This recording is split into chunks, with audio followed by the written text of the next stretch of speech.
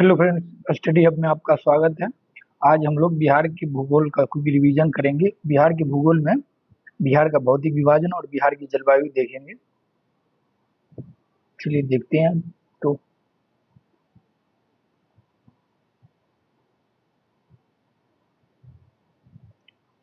बिहार के बिहार के बिहार के भौगोलिक रूप से एक मैदानी राज्य माना जाता है।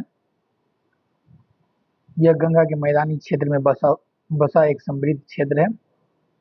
यह नेपाल की तरह क्षेत्र से विंध्य पर पहाड़ी एवं धारवाड़ चट्टानी क्षेत्र तक विस्तृत है। बिहार पूर्वी भारत बिहार पूर्वी भारत में स्थित राज्य है, जो भौगोलिक रूप से 3 भागों में विभाजित है। बिहार भौगोलिक रूप से मैदानी राज्य है। बिहार गंगा के मैदानी क्षेत्र में बसा हुआ एक समृद्ध क्षेत्र है और भारत के पूर्वी हिस्से में अवस्थित है। बिहार का भौतिक विभाजन देखें तो पर्वतीय क्षेत्र या तराई क्षेत्र में और मैदान और पठार क्षेत्र में 3 भागों में बांटा गया है। पहले बिहार के भौतिक विभाजन में देखें तो, और पर्वतीय क्षेत्र में देखें तो सोमेश्वर श्रेणी, रामनगर, दून घाटी।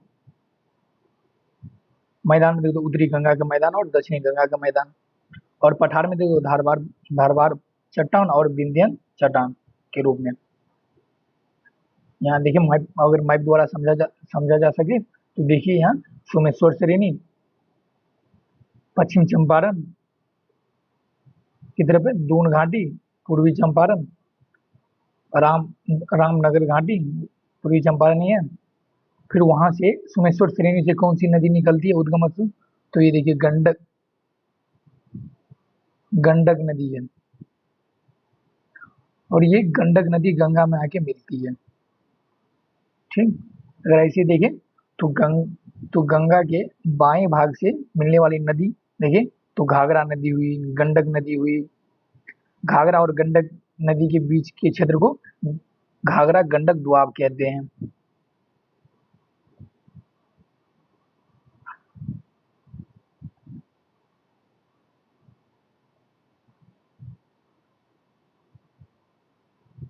इसके बाद गंडक नदी और कोसी नदी के बीच के क्षेत्र को गंडक कोसी दोआब कहते हैं, और कोसी नदी और महानंदा नदी के बीच के क्षेत्र को कोसी और महानंदा दोआब कहते हैं। और ये गंगा नदी के दाएं दाएं तरफ देखें तो कौन कौन सी नदी है, सोन नदी है, तो गंगा और सोन नदी के बीच के क्षेत्र को गंगा सोन नदी कहते हैं। इसके बाद ये मगध का मैदान है। मगध के मैदान के बाद दक्षिण पठारी एरिया है, और इधर अंग का मैदान है। ठीक, चलिए आगे। पर्वतीय क्षेत्र और तराई क्षेत्र में देखिए तो बिहार के उत्तर पश्चिम भाग में हिमालय पर्वत की शिवालिक श्रेणी का भाग अवस्थित है। हिमालय के सबसे निचली क्षेत्र है ना शिवालिक श्रेणी, वो बिहार के उत्तर पश्चिम भाग में पड़ता है, और इसके कुल क्षेत्रफल का लगभग 932 वर्ग किलोमीटर है। तो पूछा जाए कि बिहार में पर्वतीय क्षेत्र या तराई क्षेत्र कुल क्षेत्रफल का कितना है, तो 972 वर्ग किलोमीटर है। ठीक, इसका विस्तार मुख्य रूप से पश्चिम चंपारण जिले में, इसका मुख्य विस्तार पश्चिम चंपारण में है। पूछा जाए पर्वतीय क्षेत्र का मुख्य विस्तार किस क्षेत्र में, तो पश्चिम चंपारण जिले में। इसे 3 उपवर्गों में विभाजित किया गया है। सोमेश्वर श्रेणी जो त्रिवेणी संगम पर है, यह नेपाल एवं बिहार की सीमा निर्धारित करती है। तो बिहार और नेपाल की सीमा कौन सी श्रेणी निर्धारित करती है, तो सोमेश्वर श्रेणी निर्धारित करती है। इसकी ऊंचाई देखिए तो 874 मीटर हुई, और यह बिहार की सबसे ऊंची चोटी है। तो बिहार की सबसे ऊंची चोटी कौन सी है, तो सोमेश्वर श्रेणी है। और रामनगर दून देखिए तो इसका विस्तार हरहा नदी घाटी में है। तो पूछा जाए कि रामनगर दून का विस्तार कहाँ तक है, और ऑप्शन में दिया जाए और 2-3 नदी का नाम दिया जाए और उसमें एक ऑप्शन हरा नदी रहे तो वो उसका आंसर होगा। और इसका अधिकतम विस्तार देखिए तो 240 मीटर है। दून घाटी देखो तो इसका विस्तार सोमेश्वर श्रेणी और रामनगर दून के बीच का क्षेत्र है, और इस घाटी को हरा नदी घाटी भी कहा जाता है। तो किस घाटी को हरा नदी घाटी भी कहा जाता है, तो दून घाटी। यहाँ कंफ्यूजन बनता है क्योंकि रामनगर दून का विस्तार हरा नदी घाटी तक है, लेकिन और लेकिन सोमेश्वर सुरनी और रामनगर दून के बीच की घाटी को दून घाटी कहती है, और दून घाटी को ही हरा नदी घाटी भी कहते हैं। तो इन दोनों में कंफ्यूजन बन सकता है, इसीलिए याद रखना।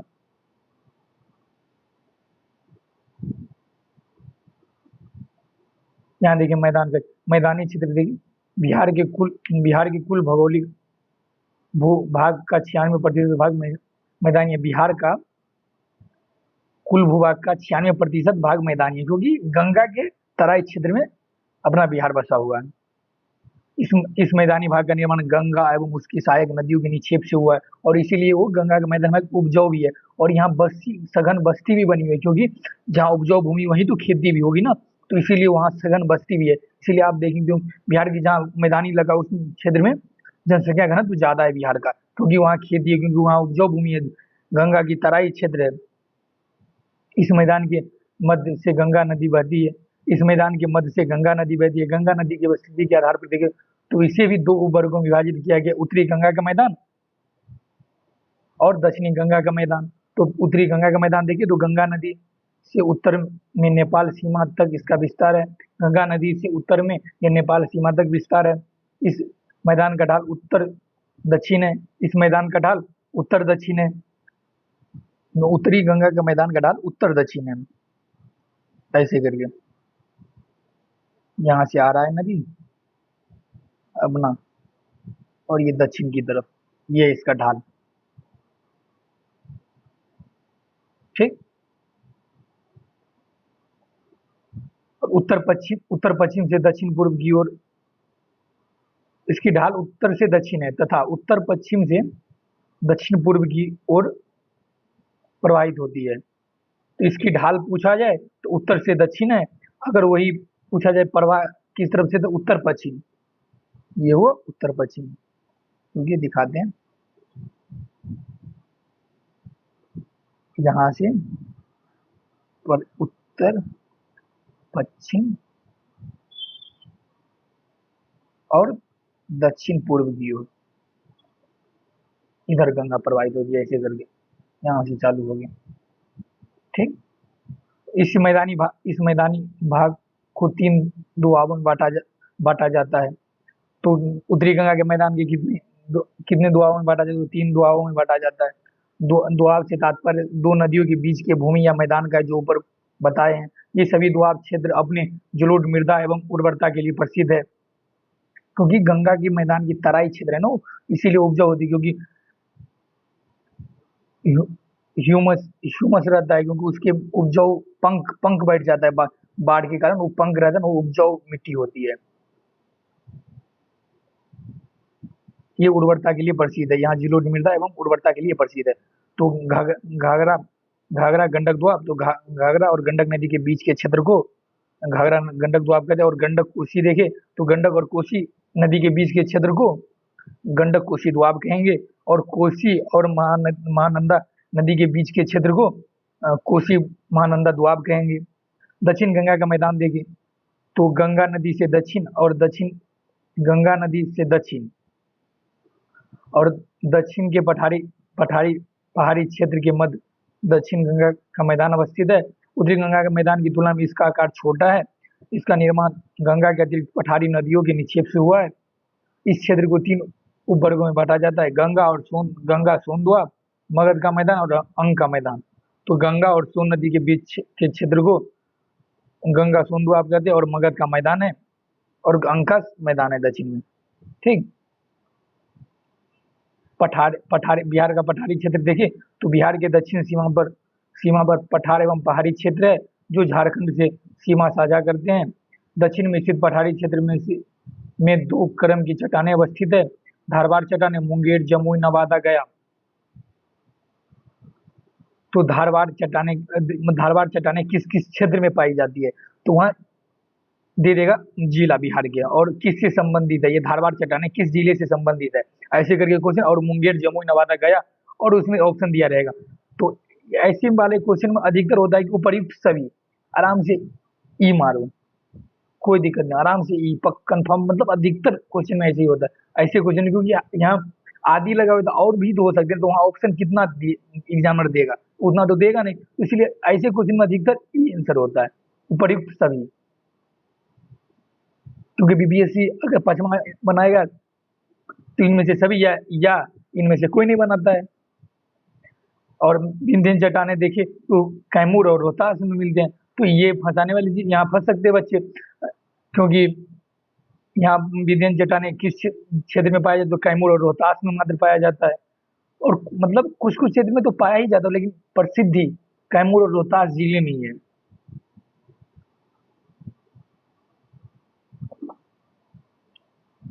और अन्य महत्वपूर्ण तथ्य देखें तो बिहार की उत्तरी गंगा के मैदान में प्राकृतिक रूप से जलमग्न निम्न भूमि क्षेत्र को चौर या मन कहते हैं। तो वहाँ चौर या मन का तात्पर्य क्या है, निम्नलिखित कथनों पर विचार कीजिए।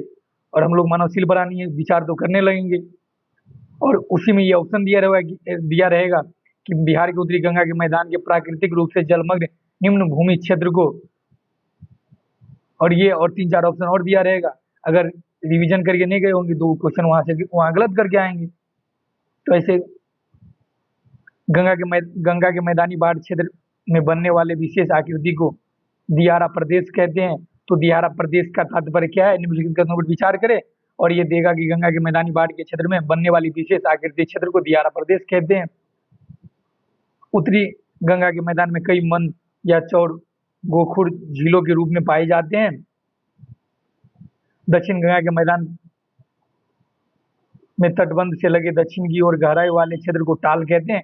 तो टाल किस वाले क्षेत्र को कहते हैं, निम्नलिखित कथनों पर विचार कीजिए। तो यहाँ दक्षिण गंगा के मैदान में तटबंध से लगे दक्षिण की ओर गहराई वाले क्षेत्र को टाल कहेंगे। और गोखुर झीलों की बात करें तो उत्तरी गंगा के मैदान में कई मन और चौर मिल जाते हैं ना, कई मन या चौर के रूप को मिल जाए तो उसे गोखुर झील कहेंगे। तो देखिए यहाँ ये कई मन और चौर, एक नहीं कई मन और चौर, ठीक। उत्तरी गंगा का मैदान बाढ़ की विभीषिका के लिए प्रसिद्ध है। शुरुआत क्लास में बोले थे कि दक्षिणी बिहार सूखाग्रस्त के लिए जाना जाता है और उत्तरी बिहार बाढ़ग्रस्त के लिए जाना जाता है। उत्तरी गंगा का मैदान की ये विभीषिका रही है कि वो बाढ़ समस्या से ग्रस्त रहता है, बारिश वाले मौसम में, ठीक। तो यहाँ आदमी देख सकता है ऐसे करके क्वेश्चन, उत्तरी गंगा का मैदान बाढ़ग्रस्त, दक्षिण गंगा का मैदान सूखा परत, और इन दोनों में उल्टा कर देगा और एलिमिनेट करने के लिए दे देगा क्वेश्चन ऐसे करके। तो अगर यहाँ पता रहेगा तो मतलब क्वेश्चन कब आसान लगेगा, जब आंसर पता हो तो क्वेश्चन तो आसान लगेगा, या जब आंसर ही ना पता हो तो क्वेश्चन तो आराम भारी लगता ही है, यही है। तो अगर पता रहेगा तो बोलेगा यार कितना हल्का क्वेश्चन पूछा है, तो यही है। बिहार की जलवायु देखे तो किसी क्षेत्र की दीर्घकालिक मौसम की औसत दशाओं को जलवायु कहते हैं। तो जलवायु किससे कहते हैं, तो किसी क्षेत्र के दीर्घकालिक मौसम की औसत दशाओं को जलवायु कहते हैं। बिहार की जलवायु कैसी है, तो मानसूनी या उष्ण या उपोष्ण कटिबंधीय है। बिहार की जलवायु कैसी है, तो मानसूनी दिया हो या मानसूनी नहीं दिया हो, तो यहाँ बच्चे कहाँ फंसते हैं, उपोष्ण कटिबंधीय ऑप्शन रहेगा और उसमें उष्ण कटिबंधीय रहेगा, विषुवतरेखीय क्षेत्र रहेगा, मतलब उसमें 3-4 ऑप्शन दे देगा, तो वहां फंस सकते हैं। किसी क्षेत्र की जलवायु विभिन्न कारकों से प्रभावित होती है। बिहार की जलवायु को प्रभावित करने वाले निर्धारित कारक देखें तो अक्षांशीय स्थिति, इसको बड़ा करते हैं, रुकिए।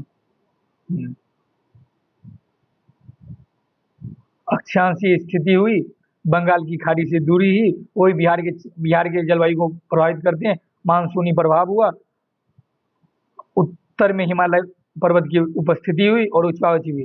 तो यहाँ क्वेश्चन ऐसे बनते हैं कि बिहार की जलवायु को प्रभावित करने वाले कारक पर निम्नलिखित पर विचार कीजिए, इनमें से कितने सही है या कितने गलत है, और ऑप्शन यहाँ नीचे दिया रहेगा। तो इसमें भी अधिकतर और अब तो आने लगा है कि केवल 2 केवल 3, तो इसमें पता रहना तो एकदम सफिशियंट है कि पता रहना चाहिए उसका आंसर, नहीं तो 1 2 केवल 2 केवल 3 ऐसे करके ऑप्शन देते हैं तो बच्चे फंस जाते हैं वहां, ठीक। चलिए आगे बढ़ते हैं। बिहार के उत्तरी भाग एवं दक्षिणी भाग की भौगोलिक दशाओं में अंतर के कारण देखें तो भौगोलिक वेताओं के अनुसार बिहार की जलवायु अलग अलग प्रकार से वर्गीकरण किया गया है। कोपेन उत्तरी उत्तरी बिहार, हाँ, कोपेन के अनुसार देखें तो उत्तरी बिहार का संकेतक है CWG। ये हुआ उपोष्ण कटिबंधीय क्षेत्र हुआ या मानसूनी जलवायु। दक्षिणी बिहार AW और त्रिवार्था के अनुसार देखें तो उत्तरी बिहार CAW और दक्षिणी बिहार AW। थॉर्न वेट के अनुसार देखें तो उत्तरी पश्चिम संकीर्ण क्षेत्र CBW और शेष बिहार देखें तो CAW। ये मौसम के संकेतक है कि शुष्क क्षेत्र रहता है दक्षिणी बिहार अधिकतर, और ये वो मानसूनी जलवायु रहता है, वर्षा आर्द्र आर्द्र शुष्क जलवायु रहता है बिहार के उत्तरी क्षेत्र में। उधर उष्ण शुष्क क्षेत्र दक्षिण बिहार के क्षेत्र में रहते हैं। तो यहाँ ऐसे करके क्वेश्चन बनता है कि उत्तरी बिहार का मानसूनी जलवायु का संकेतक क्या है, और ये ऑप्शन 3 4 दिया रहेगा और वहाँ एलिमिनेट करना पड़ता है। बिहार में सामान्यतः 3 ऋतुएं प्रचलित है। इसमें ग्रीष्म ऋतु देखे तो जब सूर्य के उत्तरायण की स्थिति होती है तब तापमान में वृद्धि से वायु दाब में कमी आने लगती है। यह मार्च से जून के बीच की स्थिति होती है। ये देखेंगे कि जब तापमान बढ़ता है तो वायु दाब कम होती है। तो ये जब इंडियन ज्योग्राफी रिवीजन करेंगे उस टाइम उसका मतलब ज़्यादा डिटेल में व्याख्या करेंगे।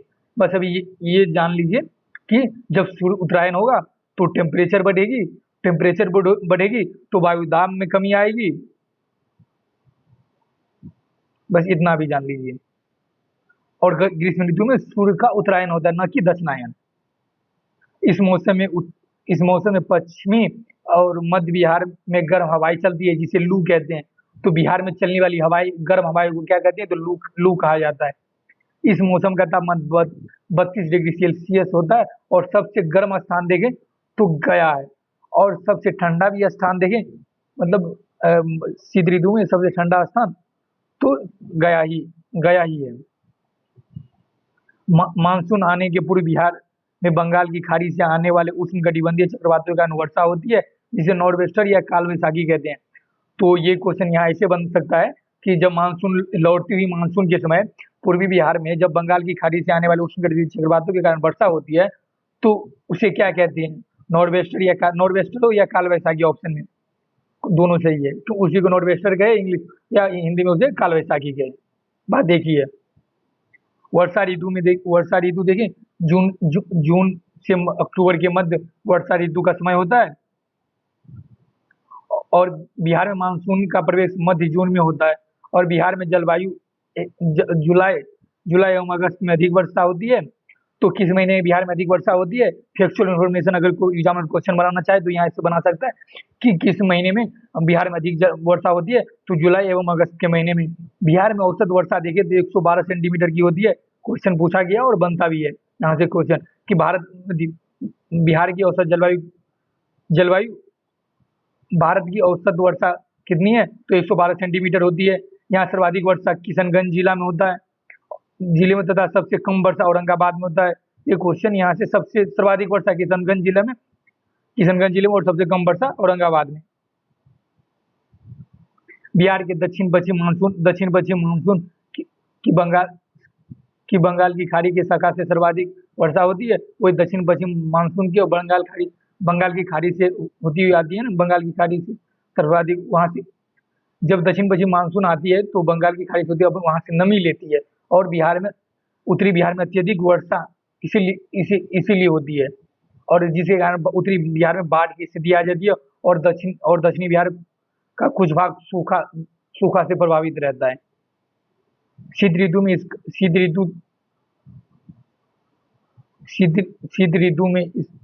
ऋतु का काल देखें तो अक्टूबर से फरवरी होता है। मानसून लौटने के साथ बिहार में शीत ऋतु आरंभ होती है।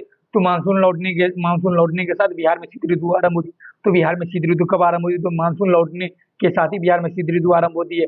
बिहार में दिसंबर एवं जनवरी माह में सर्वाधिक ठंडक रहता है। तो फैक्चुअल इन्फॉर्मेशन के लिए एग्जामिनर क्वेश्चन बना चाहे तो बना सकता है कि बिहार में सर्वाधिक ठंड कब पड़ती है, तो जनवरी एवं दिसंबर एवं जनवरी माह में सर्वाधिक ठंडा वाला, ऊपर बोले थे कि सर्वाधिक ठंडा वाला जिला कौन सा है, तो गया है। सर्वाधिक गर्म वाला जिला कौन है, तो गया है। और सर्वाधिक ठंडा वाला जिला कौन है, तो गया है। दिसंबर और जनवरी माह में भूमध्य सागर से आने वाली शीतोष्ण चक्रवात के कारण पश्चिमी एवं मध्य बिहार में हल्की बारिश होती है। ये वर्षा रबी फसल के लिए लाभदायक होती है। तो यहाँ क्वेश्चन ऐसे बन सकता है कि दिसंबर से जनवरी माह में भूमध्य सागर से आने वाली शीतोष्ण चक्रवात के कारण पश्चिमी एवं मध्य बिहार में हल्की वर्षा होती है। तो ये रबी फसल के लिए हानिकारक होती है, लाभदायक होती है, या दोनों होती है। तो यहाँ लाभदायक होती है, वो ऑप्शन रहे तो वहाँ वो ऑप्शन लगाना है। अत्यधिक ठंड बिहार में रबी फसल के लिए काफी लाभदायक होती है। बिहार में कृषि जलवायु क्षेत्र देखे तो बिहार में कृषि की दशा एवं फसल के वर्गीकरण के आधार पर कृषि जलवायु क्षेत्र को 3 वर्गों में विभाजित किया गया है। दक्षिणी बिहार के तीसरे वर्ग को दो वर्गों में विभाजित किया गया है। तो बिहार में कृषि दशाओं या फसल वर्गीकरण के आधार पर देखें तो कृषि जलवायु क्षेत्र को 3 वर्गों में विभाजित किया गया है, और दक्षिण बिहार के क्षेत्र को तीसरे वर्गों के 2 उपवर्गों में विभाजित किया गया है। ये मैप से पहले देखने से पहले आगे चलते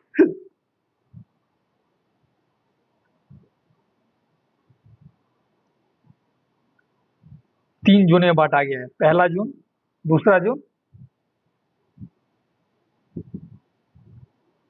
और तीसरा ए, तीसरा बी जोन। अब देख लेते इसमें कौन कौन से जिला आता है। तो जोन 1 में इससे पहले वो देखना चाहिए कि मतलब इसकी विशेषता क्या है। जोन 1 की भी विशेषता क्या है, जोन 2 की विशेषता क्या है, जोन 3 ए की विशेषता क्या है, और जोन 3 बी की विशेषता क्या है। यहाँ देखिए, जोन 1 बिहार के उत्तर पश्चिमी क्षेत्र जोन 1 में आते हैं। वहाँ वर्षा देखे तो 104 से 145 सेंटीमीटर तक की होती है। और वहाँ की मिट्टी देखे तो खादर मिट्टी की प्रधानता है, और मुख्य फसलें गन्ना, धान, गेहूं, अरहर, मक्का इत्यादि होती है। तो यहाँ क्वेश्चन ऐसे बनता है कि उत्तर ये जोन नहीं पूछेगा, यहाँ पूछेगा ऐसे करके कि उत्तर पश्चिमी क्षेत्र की मिट्टी कैसी है, खादर है, बांगर है, दोमट है, ऐसे क्वेश्चन बनेगा। इस क्षेत्र की वर्षा कितने सेंटीमीटर तक की होती है, तो 104 से 145 सेंटीमीटर तक की होती है। जोन 2 में देखें तो उत्तर पूर्वी क्षेत्र आता है, ये क्षेत्र आता है, उत्तर पूर्वी क्षेत्र आता है। इस क्षेत्र की औसत वर्षा देखें तो 120 से 140 सेंटीमीटर तक की होती है। और इसकी मुख्य फसलें देखें तो जूट, धान, चाय, मक्का आदि होती है। और दक्षिणी क्षेत्र देखें, इसकी औसत वर्षा देखें तो ये दक्षिणी क्षेत्र देखें, इसमें ये सारा आ गया इतना। इसकी यहाँ की मिट्टी देखें तो बांगर की प्रधानता है, और औसत वर्षा देखें तो 95 से 115 सेंटीमीटर तक की होती है। और इस यहाँ के प्रमुख फसलें देखें तो गेहूं, दाल, अरहर, चना है। ठीक। और अब मैप से देख लेते हैं कि कौन कौन से इस क्षेत्र में कौन कौन से जिले आते हैं। तो यहाँ देखे थे कि पश्चिम चंपारण, पूर्वी चंपारण, सीतामढ़ी, मधुबनी, दरभंगा, समस्तीपुर, बेगूसराय, वैशाली, मुजफ्फरपुर, सारण, सिवान, गोपालगंज। यहाँ ऐसे जिला करके नहीं पूछता, बट ये पूछेगा ऐसे करके उत्तर पश्चिम क्षेत्र की मिट्टी कैसी है, उत्तर पूर्व क्षेत्र की मिट्टी कैसी है, दक्षिण क्षेत्र की मिट्टी कैसी है, ऐसे करके क्वेश्चन यहाँ पूछेगा। ठीक, चलिए देखते हैं आगे और स्लाइड है। चलिए आज यहीं पे खत्म करते हैं, और आगे ज्योग्राफी के बिहार ज्योग्राफी का और अगले सेगमेंट कल लेके आएंगे। ऐसे रिवीजन चलता रहेगा। और एक बात और, ये अब बिहार दरोगा का पेपर होने वाला, उसके लिए भी आप ये रिवीजन कर सकते हैं इससे, बिहार स्पेशल। क्योंकि बिहार स्पेशल में और क्या पूछेगा, ये छोड़ के क्या पूछेगा, इसलिए क्विक रिवीजन बिहार दरोगा के लिए ये एक दोस्त पूछ रहे थे, इसीलिए बता दिए कि वीडियो में बता देना चाहिए, तो इसलिए बता दिए। चलिए धन्यवाद, आशा करते हैं कि आपको अच्छा लगा होगा।